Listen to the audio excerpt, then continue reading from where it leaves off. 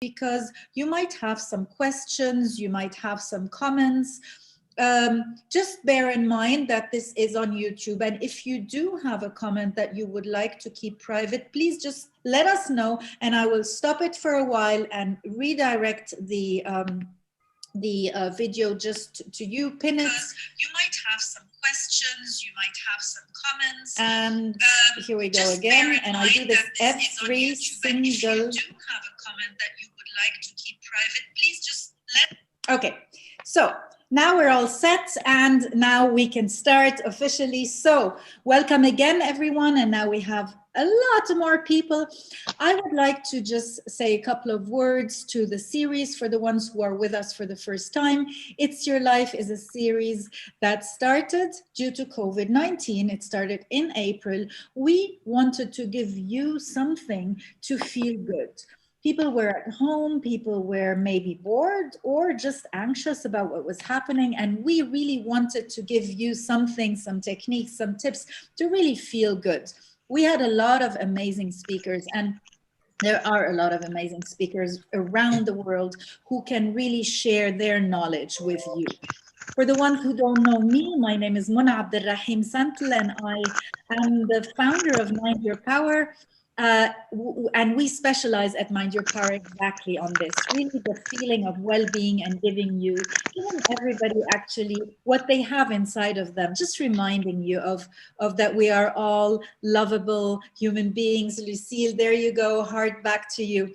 And so we have had amazing speakers, and for the ones who would like to hear or see what you missed, please do go to the website, which is mindyourpower.org. I will say it at the end again, mindyourpower.org. You can go to It's Your Life, all speakers, and really, really, really, it's worth it, because every single one brings so much of his experience and knowledge, and they all give so much from their hearts.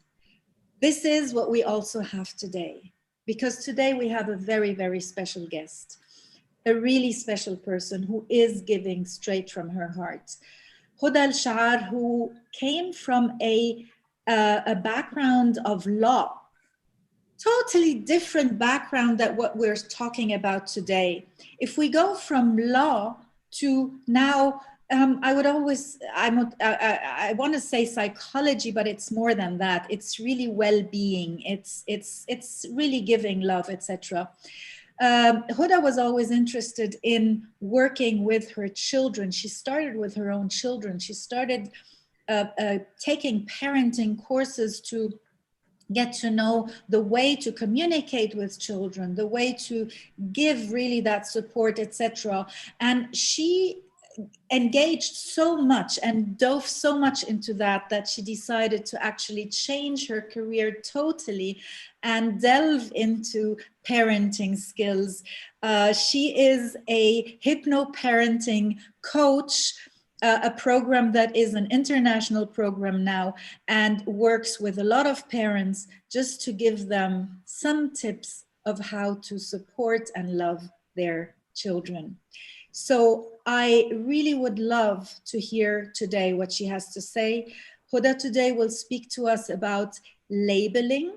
How do we label our children? But not only, she will not stay with the children, she will take it one step further, because what we say to our children, also maybe we say to ourselves. So how does it affect our children, and how does it affect us in our self-esteem and our confidence, etc.? And before I turn the camera over to Huda, there is one more thing, one more very, very special thing that I would like all of us to share together now. It is Huda's birthday today. And I think this is a fabulous opportunity for everybody who is now on Zoom or on YouTube live with us to just, maybe we can all chime into a really, really nice happy birthday song for her from the entire world. Please, all of you, just unmute yourself and join me in a very short happy birthday song. Come on. Come on, please. And this is happy birthday. Self-confidence. Happy birthday. Happy birthday to you. Happy birthday to Huda. birthday to you. Thank you. Thank you, all of you. Huda, Thank the you. floor Thank you is so all much. yours. Please go This ahead. is so special. So special.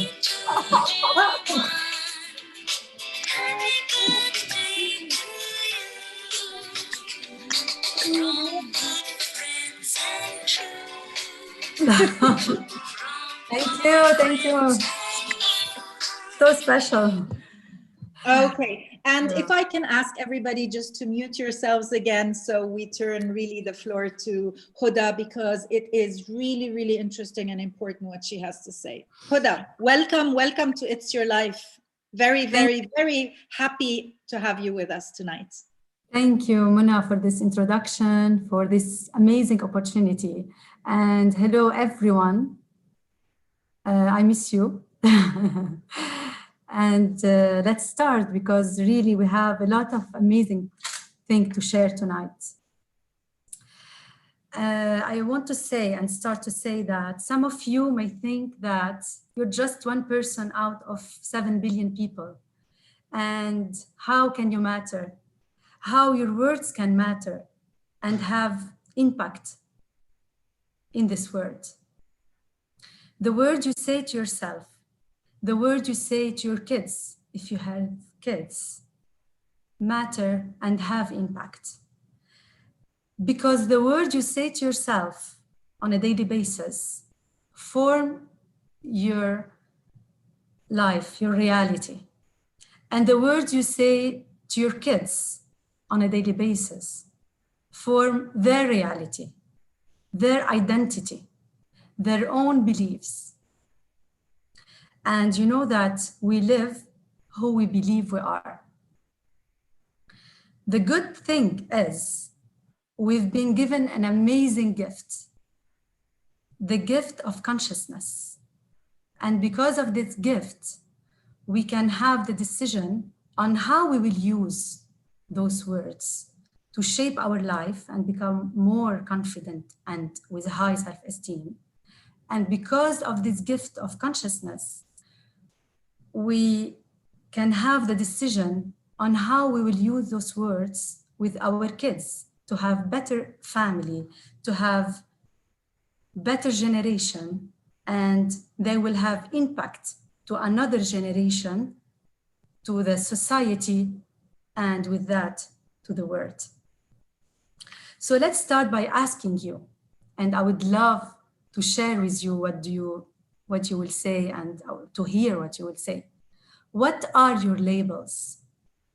Let's start with yourself, not with your kids. What are your labels? When you look to the mirror, what do you say to yourself? When you go to a job interview and you didn't succeed to take this job, what do you say? I can give you a lot of examples. Just think and share with me your labels, your self-talk. Give me examples. When you drop something on the floor, when you forget your laptop and come back to take it from home and you have a meeting.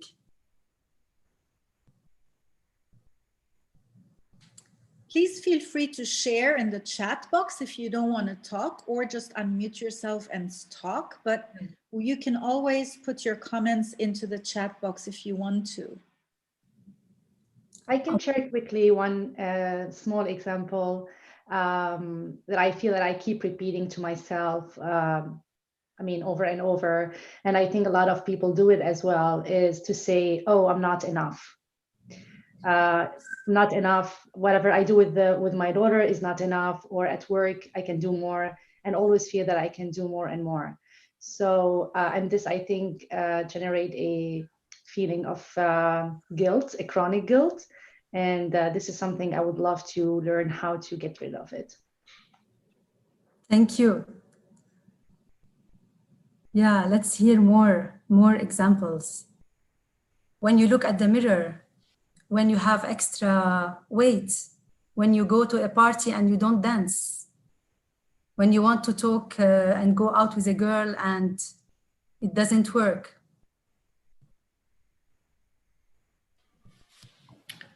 Hi, Huda. Good evening.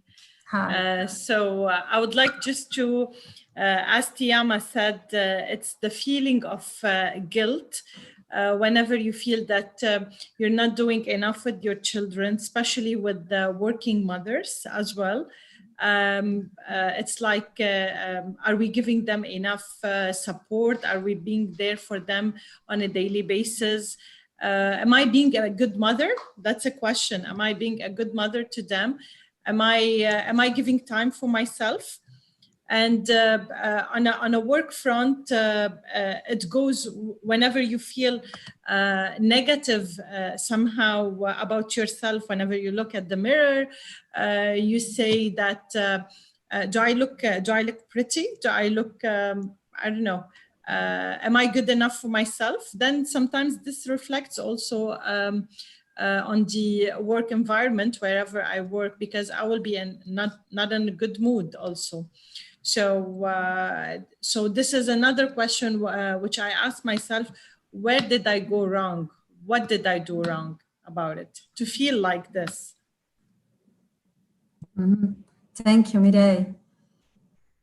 More. Let's hear more.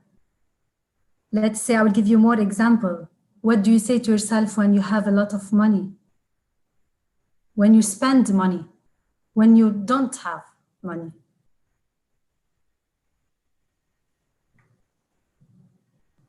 When you are in a relationship?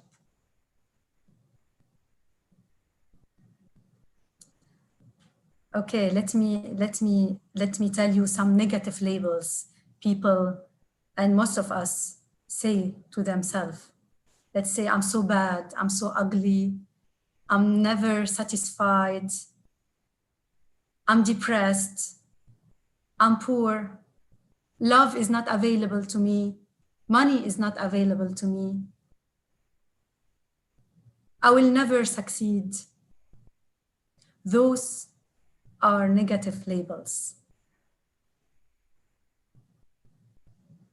And that's what I said before. Those negative labels form our reality because our mind doesn't know the difference between bad and good, between wrong and right, between the reality and the imagination. So we need really to help ourselves and to boost our confidence and our self-esteem. And I will ask Muna in a bit to explain more, because you are an hypnotherapist and you saw a lot of patients about this, what happened to our mind, why our mind doesn't know the reality from the imagination, and why those negative label or positive label affect us and have form our reality. But let me say that I'm saying that we need to boost our confidence and self-esteem, because what does it mean, self-esteem? It means how much I like myself, how much I value myself. You can let other people love you and like you. You can try and you can succeed, but it's not enough for a real life. You know that a lot of famous people and celebrities, they had everything in life, everything we dream of, and they end up committed suicide. They had millions of people who liked them and liked their shape and beauty and fame and talent, their voice, whatever the talent was. And they end up lonely or depressed or drug addicted or alcoholic or just committed suicide because they didn't love and value themselves. That's why I want to ask you to just, when you are alone, ask yourself, if I really, really love myself, how different my life would be, what I can do, how I will act in this situation. When I go somewhere in a party, would I go dance and enjoy my life? When I'm in front of the mirror, what do I say to myself if I like myself? And we will talk about how you will boost your self-esteem, but I insist, Mona, to tell you how this will affect us and how this negative label will form our reality, because our brain doesn't know the difference between the imagination and reality and the wrong and right. If you may, Mona. Of course I will. I will. One of my favorite topics, of course, the subconscious mind.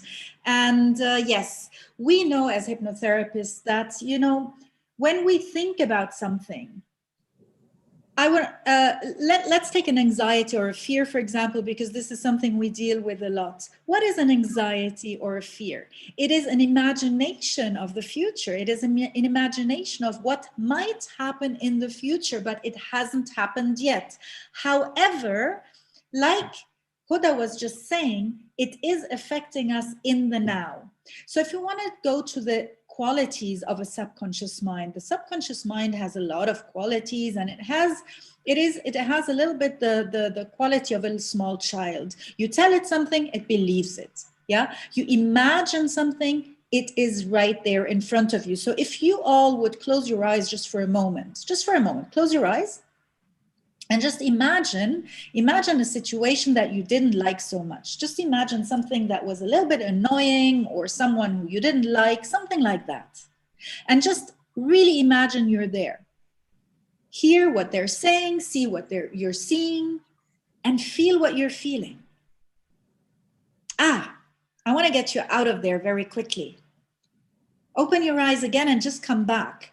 And I'm sure some of you had some not so nice feelings, whether it was a physical feeling or just that emotion that you had.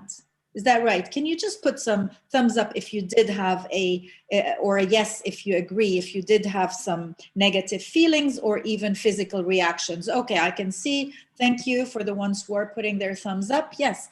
So now just let me take you to another place. Now close your eyes one more time. And now go to a wonderful memory. A time in your life where you felt so happy, a wonderful moment of your life, and just be there. And again, see everything you're seeing around you and hear the voices and everything around you. And feel what you're feeling. And breathe in that wonderful feeling and open your eyes and come back. Now, I just want to ask you, was there a difference between the first time and the second time? Just type in yes if there was a type in yes if there was a difference. Type in yes, please. I want to see yeses come in here. Yes, yes. Oh, big difference. Okay, great, great. Okay, so what just happened? Did you actually go there? Did you actually go to that not so nice place? No, you didn't. Did you go to the nice place? No, you didn't either. You were here right with us here on Zoom. I saw you, in fact, right? So what happened is that your mind went there. And which mind went there? Not the conscious mind, not the mind that is analytical and thinking and rational and is right here. The subconscious mind was there. And this is the explanation of what does the subconscious mind see? When you imagine things, you think it is happening right now, right? And this is how we explain a lot of fears, anxieties, etc., that we think it might happen in the future, but we are affected right now. Yeah. So back to Huda, and I don't want to go further in detail, but I hope that small demo was enough for you to really grasp the concept of there is no difference between imagination and reality for the subconscious mind. Huda, back to you. Yes, that's why it's very important to boost yourself, to boost your self-esteem. So a simple, very, very powerful exercise, but you have to do it every day. Whatever you want during the day, you just stand up in front of the mirror and say positive, powerful words like, I'm beautiful. What do you need to say to yourself? I'm beautiful. I'm significant. I matter. I'm enough.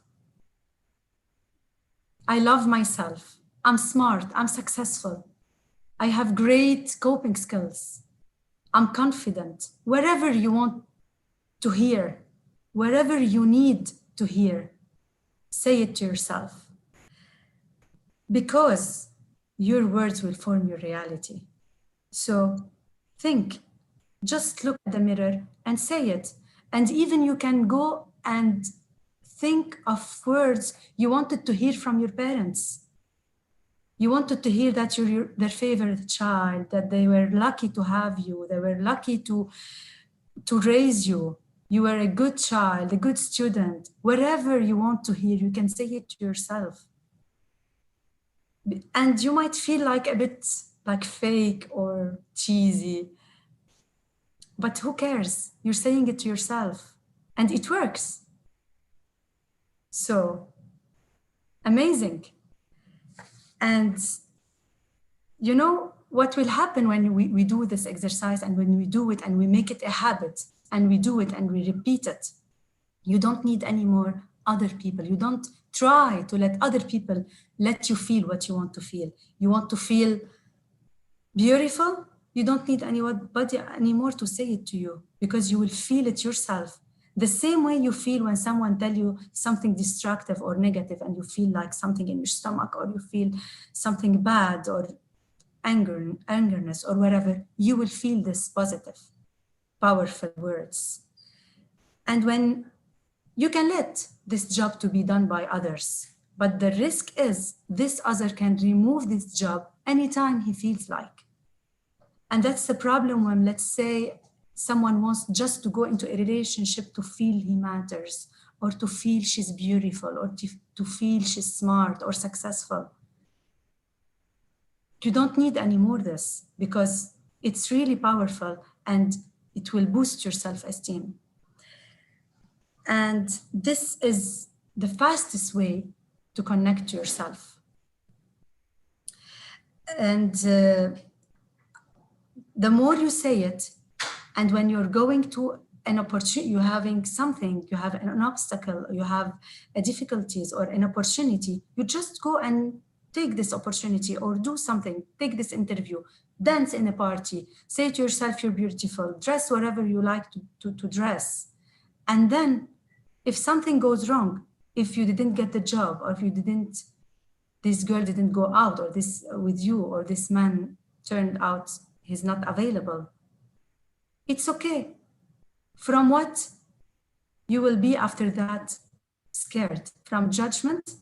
Here, it's very important to know that unhappy people judge, happy people praise.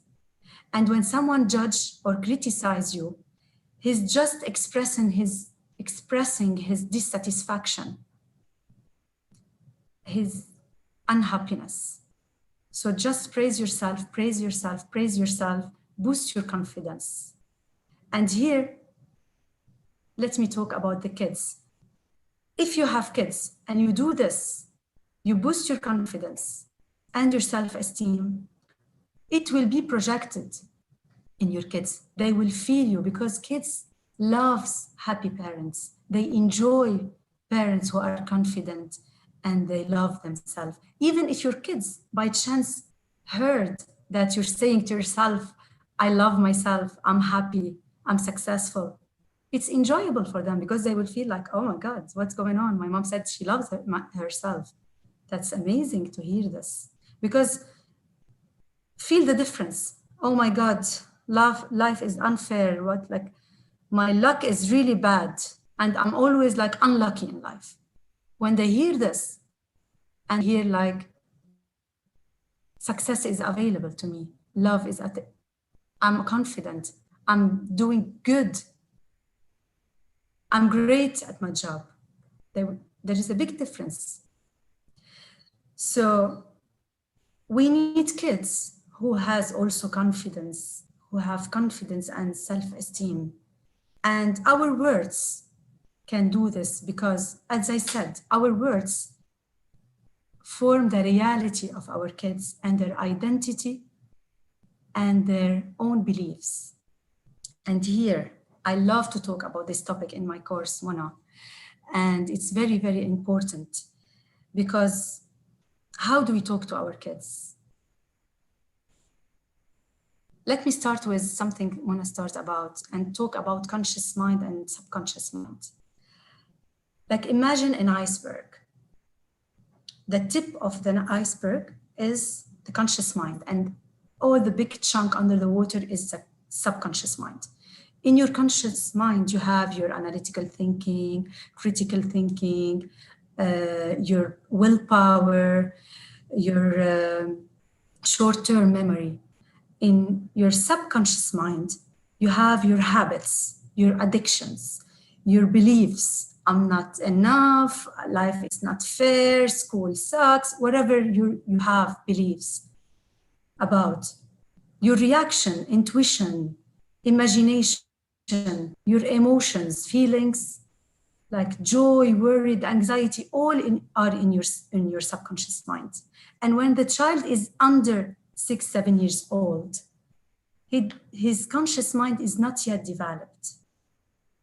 So everything happening in front of him, every words you say to your child,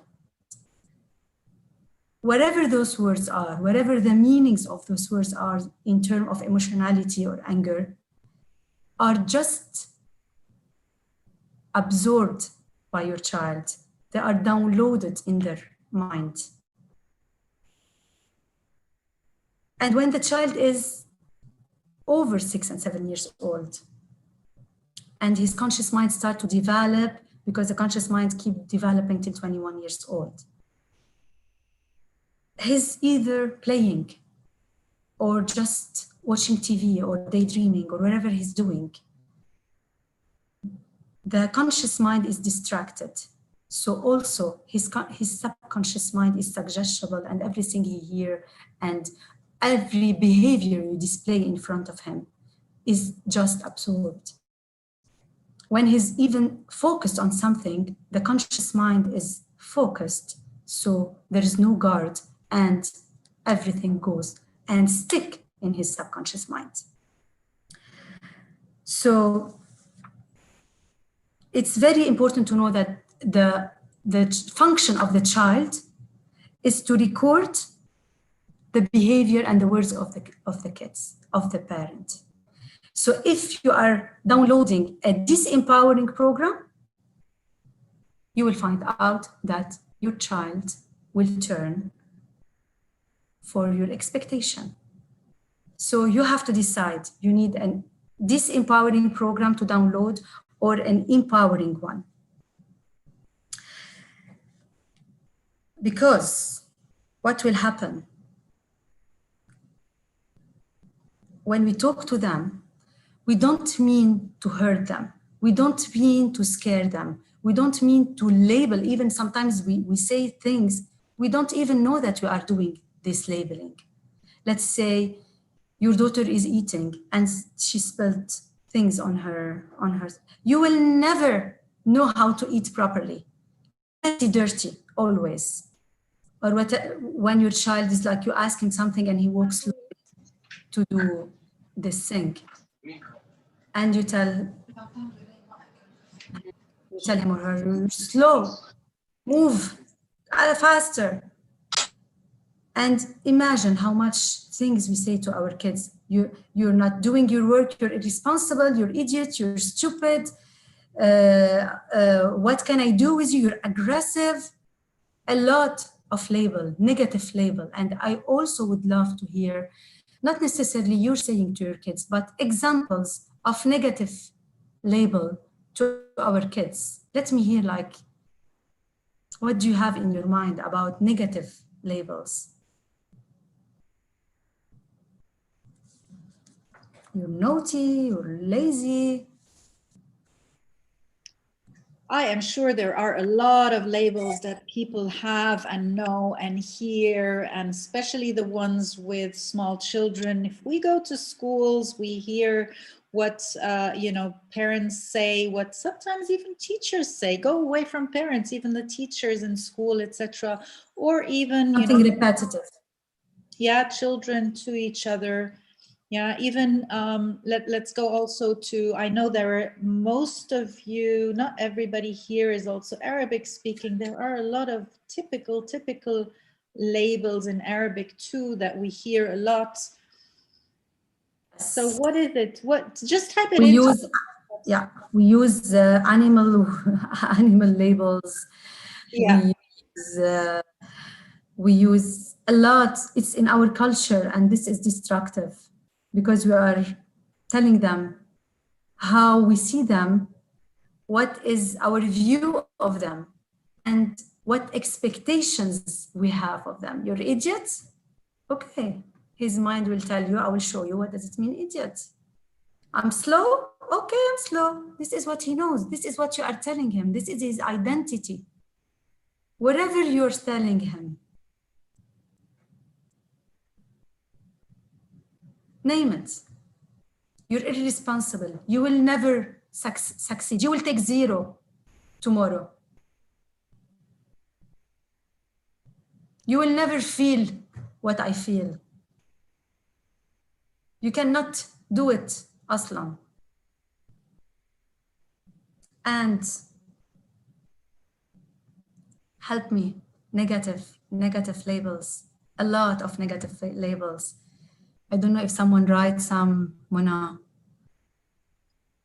So you can make the list of negative labels, you say them, and believe me, we say them without any intent to hurt the child, because we love our kids. Most of the parents love their kids and they don't want to hurt them or to scare them.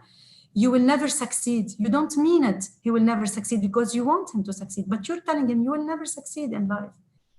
You will always be late. You're very slow.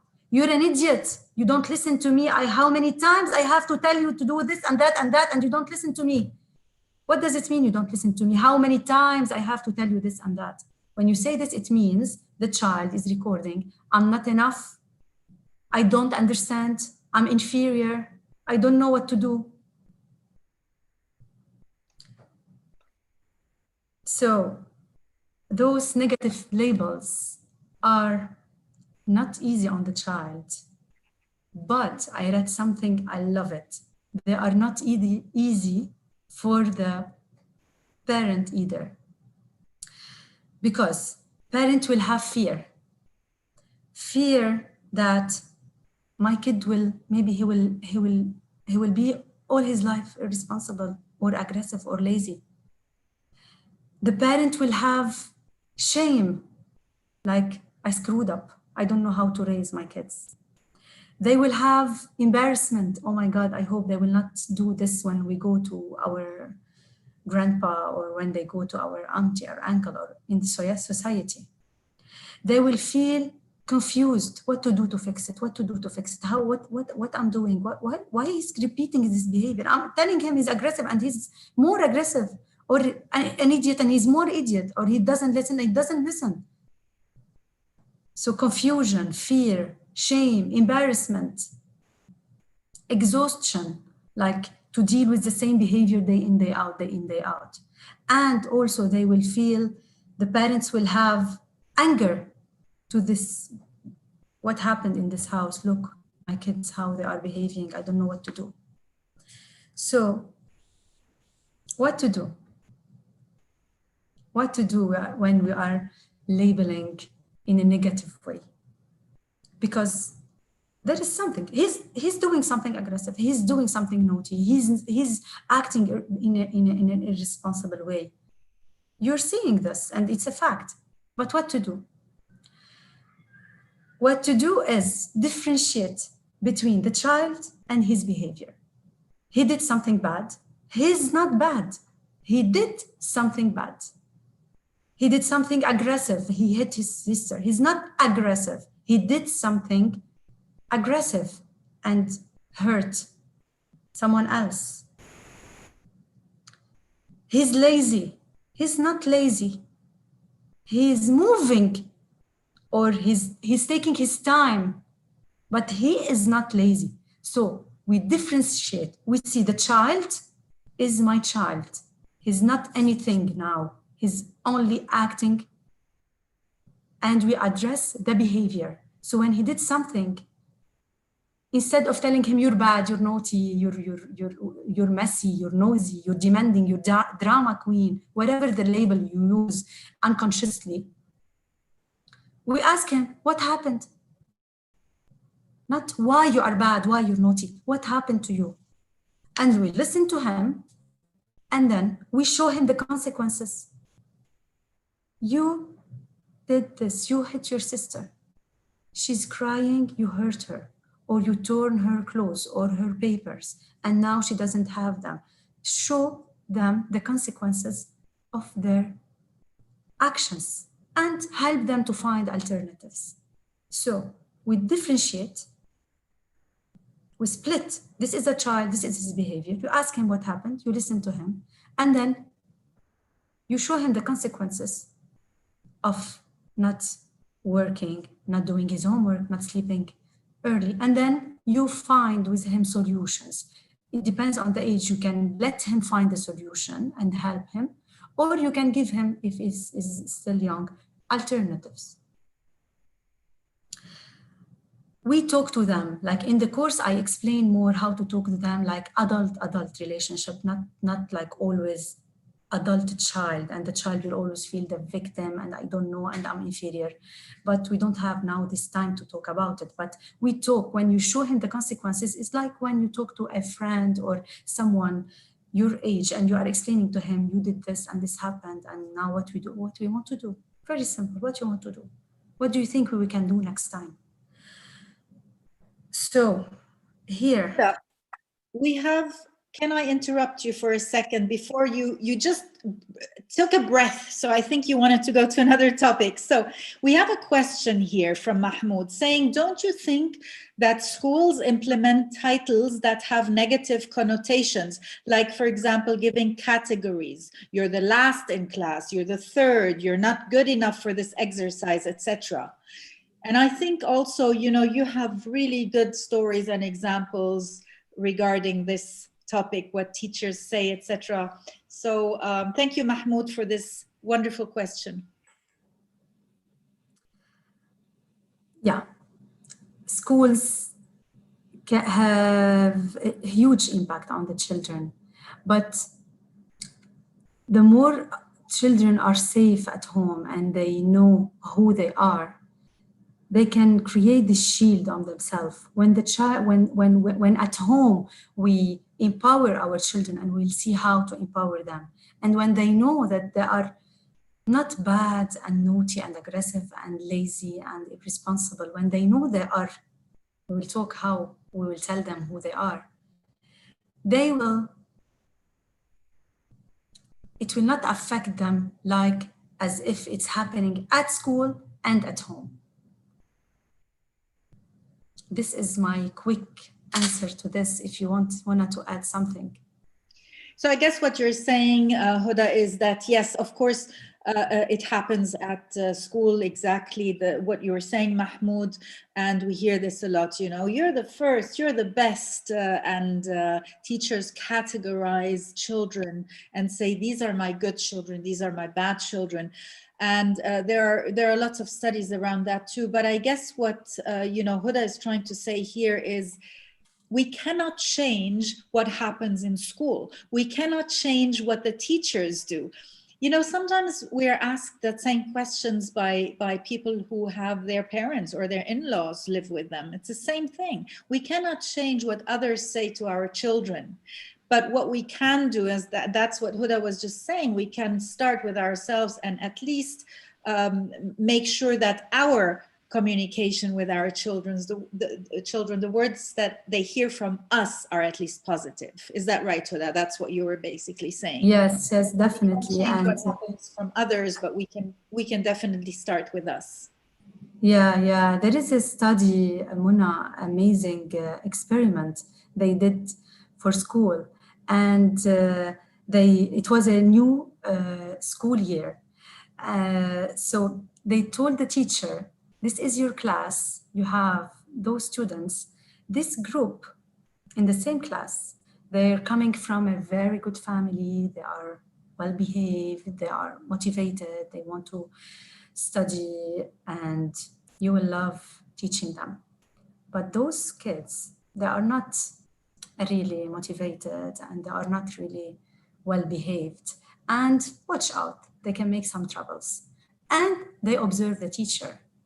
And when the teacher asks a question and one of the good students answer and give a wrong answer, she will tell him, try again. I'm sure you know it. Try again. You studied and I know you can find the answer.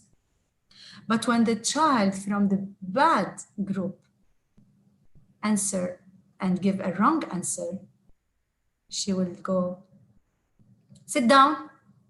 You didn't study enough. You're not focusing. I already said that. Without even noticing that she's unconsciously, because they told her, they put a stamp on the forehead of the children. This is good, this is bad, this is motivated, this is not motivated, this is from good family, this is not from good family. So I hope this answer that labeling affect the kids, affect people, and it's really dangerous. And you know what, Mona, I have to say something. I didn't plan to say it. Sometimes we don't label our kids, but in our heads, we put labels for them without saying it. Let's say, oh, here she is, the drama queen. Ah, yalla, start. Without even telling her, but in our head, we label. We say demanding, shy, hyperactive, hypersensitive, without saying to the child. But this also affects the child because unconsciously, when we communicate and we talk to them or we want to do something, we're doing this out of this label. So we can do an exercise now quickly. You give me labels, negative labels, and let's see this from a positive, through positive lens. Let's say if I say my daughter is bossy, because myself, I used to see her bossy. And then when I change to, and I see her through positive lens, I say, she has leadership skills. She knows what she wants. To myself, not to her. So I start seeing good characteristic instead of saying, oh, how come people will hold this? Maybe she will not have friends. Maybe she will get like really problems later when she gets married. And then I change it to positive characteristic. Give me some negative labels you do maybe in your head or you know it. And let's do quickly 3, 4 and make them positive together. Stubborn. How do you think we can see a stubborn child in a positive way? I think I'm not gonna lie, I worked on it, but you can say that I worked on it because I worked on it. So you can say she's determined, or exactly she knows what she wants and she's gonna insist on it until she gets it. Yes, persistent. It's a good. We all dream of having kids later on. They are persistent when they want something, they really do it. Another example. Well, he used to cry a lot, so I used to call him sensitive boy. Mm-hmm. Now he changed maybe with the years and with times as he grew. So yeah, but he still have it sometimes when, I don't know if it is a call for affection or how do you call it? I have no idea. What do you think you can redesign it instead of hypersensitive? Maybe to, I don't know, to listen more or to see what, why he's being sensitive about something and what does he see in it, or I don't know, could be like this. What's your advice? Another example. Let's say we take an example. Demanding. Or we say it demanding or demanding. We can say she knows what she wants. Let's say we say Give me label, give me more examples. Let's say aggressive. We can redesign it to he stand up for his beliefs. Showy, he likes to show off. We can redesign it to confident. Hypersensitive, who has an idea about making it better? Hypersensitive. I think children who are hypersensitive, as we label them, are very have a huge package of care. So when we care a lot about them and we show them a lot of love coming from their parents or the environment, then themselves they became very fragile or sensitive to those situations. So they show this sensitivity, and it's a very positive thing. It's just adorable, full of love and care. This is how I see it, but I may be wrong. Mm-hmm. No, there is no wrong or right. There is only changing the perception of how we see our kids, and it's a good perception. Okay, so you see, you will see them in a different perception, and you will love to see those characteristics in him when he's an adult. Can I ask you a quick question, please? Yes, go. So there's a form of labeling that is very common in our society, especially in the Lebanese society. And it's labeling by comparing the kids to relative or aunt or auntie or whoever, or even their siblings. Like you're stubborn like your aunt, or you are whatever, anything. We don't feel like we are giving them a bad labeling. It comes very natural because this is also the way we were raised.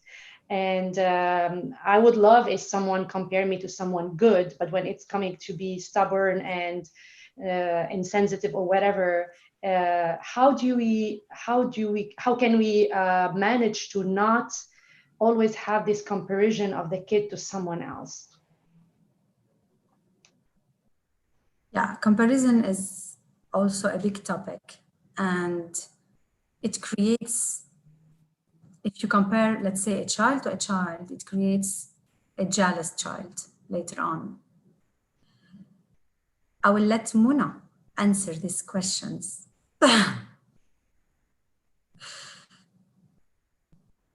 Let me unmute myself. Okay. Sorry, Mona, I didn't mean to create any uncomfortable. No, it's okay. It's okay. That's all. Change here. I'm glad to. So in general, comparison is always a bad thing. Well, when I say bad, I want to second what Huda just said. There is no right and wrong because we always mean well. But comparing really someone to someone else will create jealousy in children. Comparing someone to someone else means you are not you. You are like someone else, so that someone else is better and you're just taking some traits of him. So even if we compare someone to a good a character, yeah, like you were saying right now, you like to be compared to someone that you like. Still, think about what does the subconscious mind understand when I say you're like someone else? That means it is not your characteristic, you're just like someone else.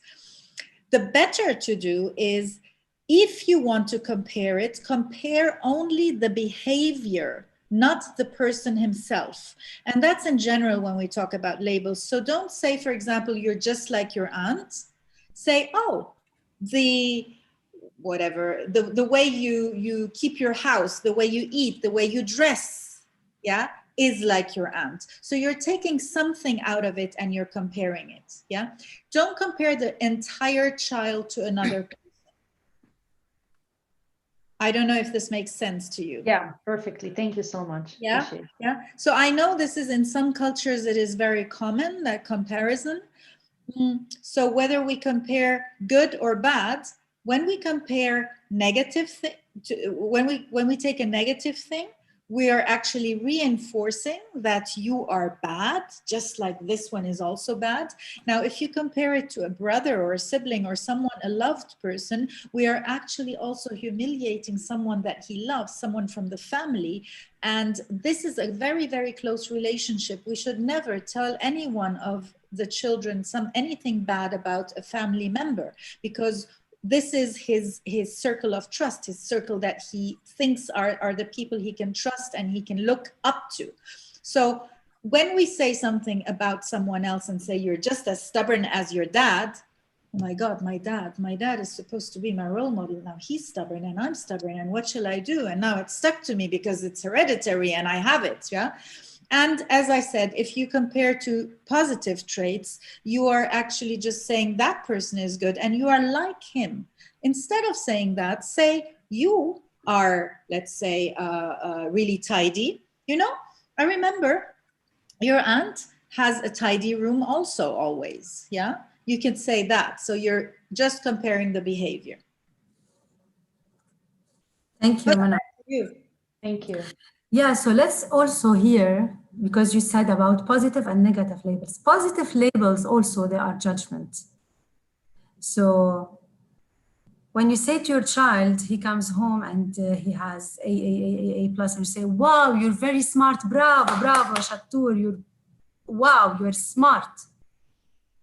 So what you're saying to him, you're smart because you have high grades. What if next year he doesn't have high grades? Something happened to him. He was nervous, or a change happened in his life, or in 2-3 years, he's not anymore interested in what he's doing at school.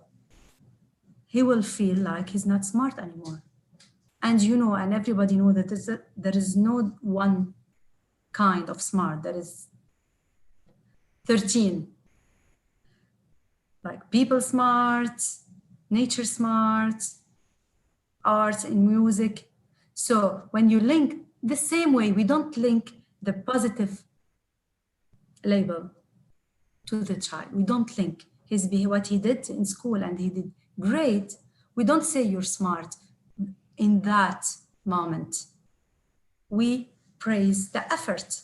The same way we address the behavior when he misbehaved. We say, wow, look at you. Look at your grades, amazing. You prepared very well, or you did great work. Your effort paid off. Your effort showed. So you describe. Let's say he had a performance and he was singing. She was singing, and you say, "Wow, amazing, smart," because she had the performance. No, you describe what you are seeing. You spoke confidently. Your voice was very clear. You worked very well and hard on this performance, and you were consistent on doing it till you have this amazing performance. So positive labels, you're smart, you're nice, because one time you tell him you're bad boy, and one time you're nice boy. Bravo, bravo, you're a very nice boy. And then you're bad boy. So where's his identity, bad or good? So when you say you did something bad, you did something good, he knows that he's the same person and acting and behaving. Yes, so what to do to boost his self-confidence? We want to give him a boost for the self-esteem. We want to make him feel confident, but never to link it to a behavior. So whenever he's, let's say, sitting, watching TV and relaxing, and you pass next to him and you kiss him, I love you, you're smart, you're nice, you're confident, you matter, you're enough. Whatever you want to tell him, whatever you want to download in his subconscious mind when he's playing or just daydreaming or about to sleep, because he will be very suggestible, he will be very calm. So you say whatever you want to tell him. You name it. You can tell him like really, you're enough, you matter, you're loved, you're significant. I'm so happy to have you. I'm so lucky to be your mom. You're a good person, you're a nice person, you're helpful, you're responsible. Whatever you want to tell him, but don't link it to any behavior. And not every time you see him studying, you come and you kiss him, you are a good person. No, you can tell him you're you're a good person. But not every time he's studying, you tell him the same label, because he will link it. I'm studying, I'm good. This is something very important to know. And before I finish, I will just remind you to praise and love yourself a lot. Praise your kids a lot. He needs this, because later on he will go and find somewhere else someone to praise him, and we don't want our kids to go just to feel they belong, or to let someone else give them this feeling that they matter, or they're beautiful, or they're significant, or they're successful. We will tell them this, but we don't link it to any behavior. And when our kids misbehave, and they will, because they are kids, and we all misbehave, and we are human. So, and because of this gift of consciousness, let's choose our words, and let's redirect his behavior with love. Because anger, let him have a protective, defensive response. He will put a block. Because of your anger, he will be scared, and he will feel fear, and he will not really cooperate with you. And when your anger and when the punishment or whatever are done, the behavior will come back, because you told him what not to do, and you didn't tell him what to do when you are punishing him, or when you are yelling or screaming on him. This is today's topic. And if you have any question about it, we are all ears.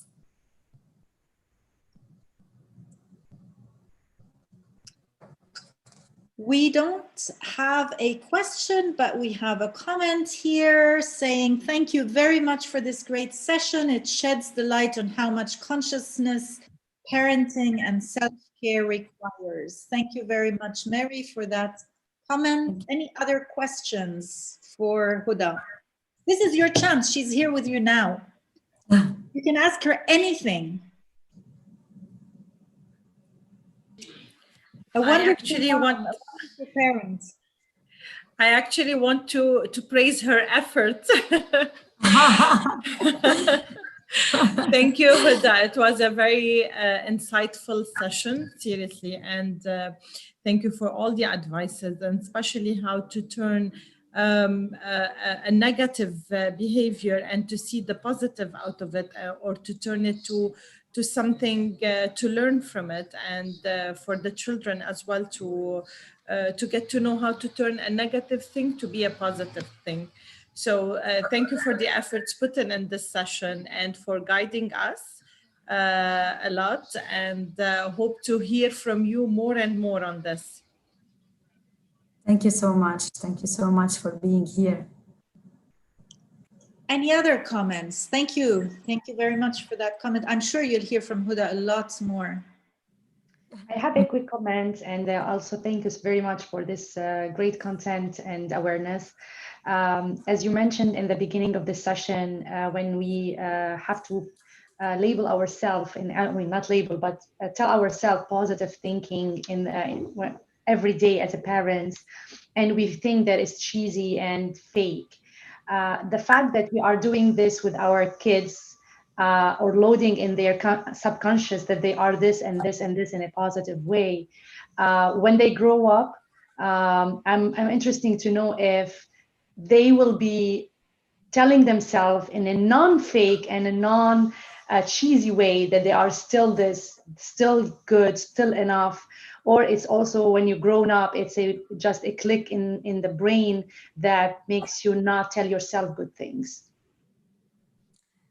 Definitely, when you are downloading an empowering program, imagine your child is a computer and you are just downloading empowering, positive things, and he's learning from you, your behavior, your words, positive things.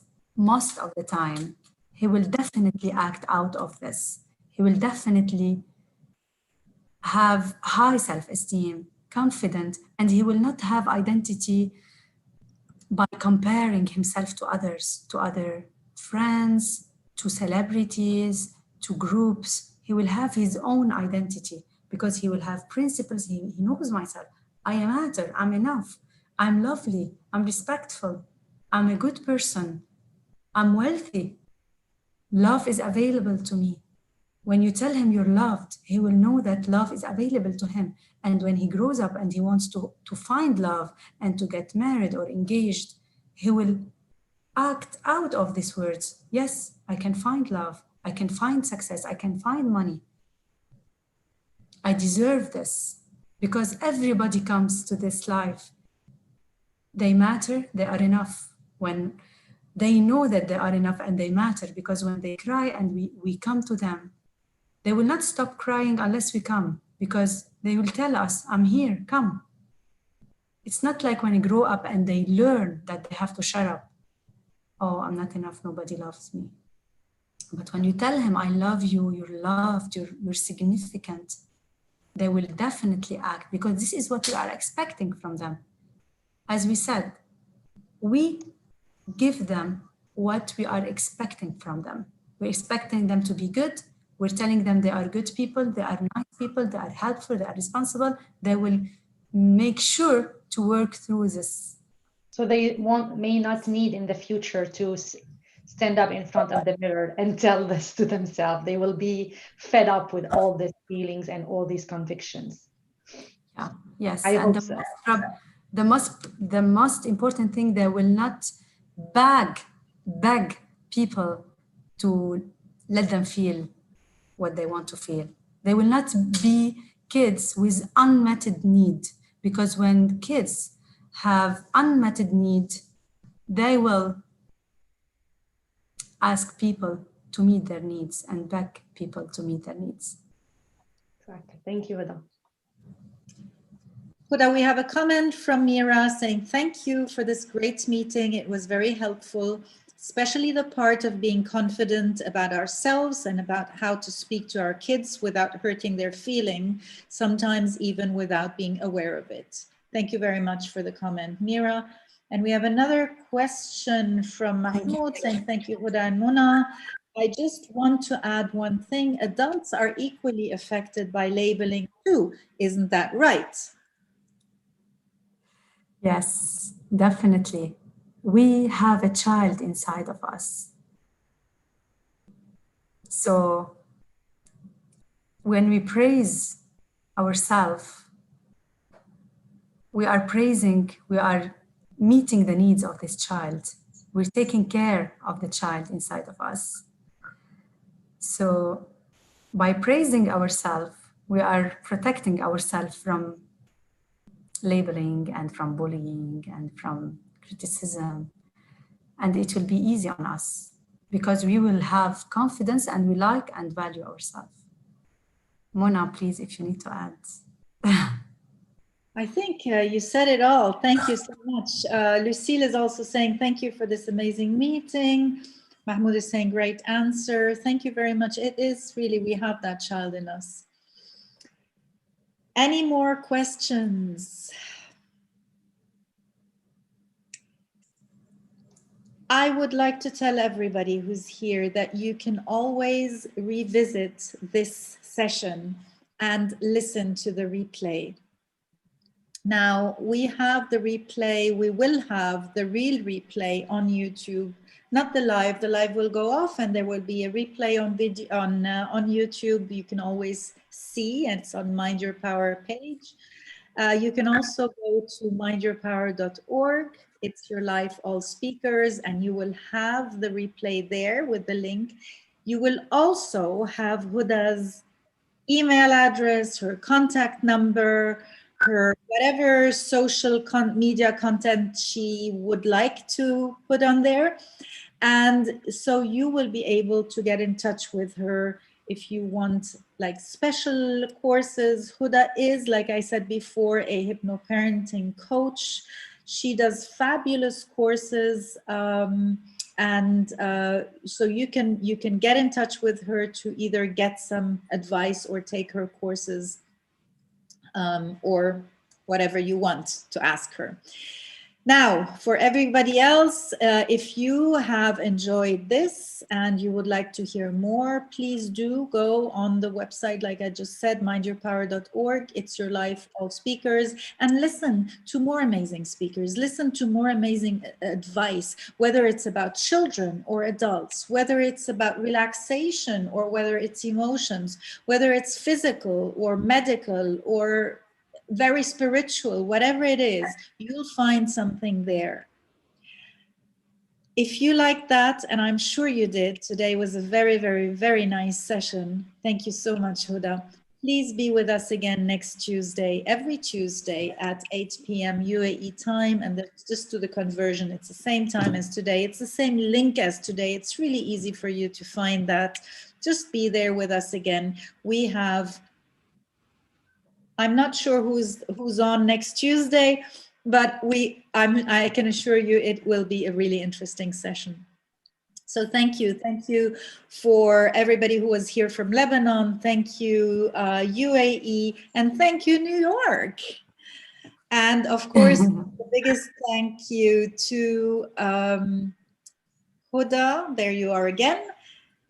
Thank you so much for all your insights, for an amazing talk, Huda. It was a pleasure having you here, and it was a pleasure having you spend your birthday with us, like we said at the beginning. Thank you. It's really special.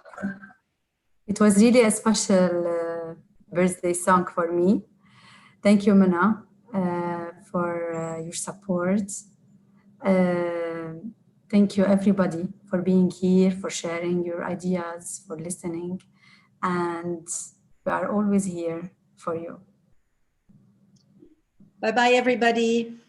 Bye-bye. Bye-bye. Thank you. Good night. Bye. Bye.